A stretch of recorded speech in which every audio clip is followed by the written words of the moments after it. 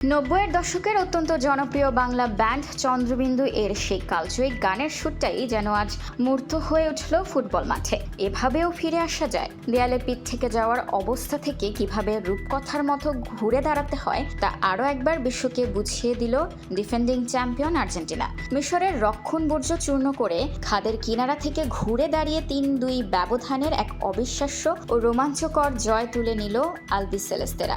এই জয় চ্যাম্পিয়নদের রাজকীয় প্রত্যাবর্তনের মহাকাব্য। ম্যাচের শুরুতেই আর্জেন্টিনাকে স্তব্ধ করে দেয় মিশর। ১৪ মিনিটে কর্নার থেকে উড়ে আসা ক্রসে চমৎকার হেডে গোল করে আফ্রিকার দেশটিকে এগিয়ে নেয় ইয়াসির ইব্রাহিম।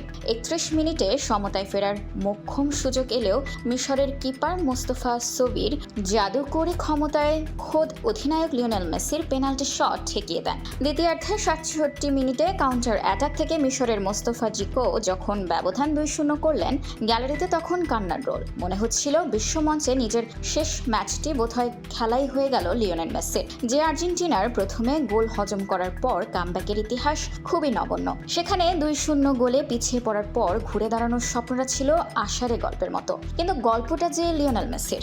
৭৯ মিনিটে মেসির জাদুকরি ক্রস থেকে বুলেট হেডে গোল করে ব্যবধান কমান ডিফেন্ডার ক্রিশ্চিয়ান রোমেরো। এই গোলের ঠিক ৫ মিনিট পর অর্থাৎ ৮৪ মিনিটে পুরো স্টেডিয়ামকে কাঁপিয়ে দিয়ে বল জালে জড়ান মেসি। ২-২ সমতায় ফেরে ম্যাচ।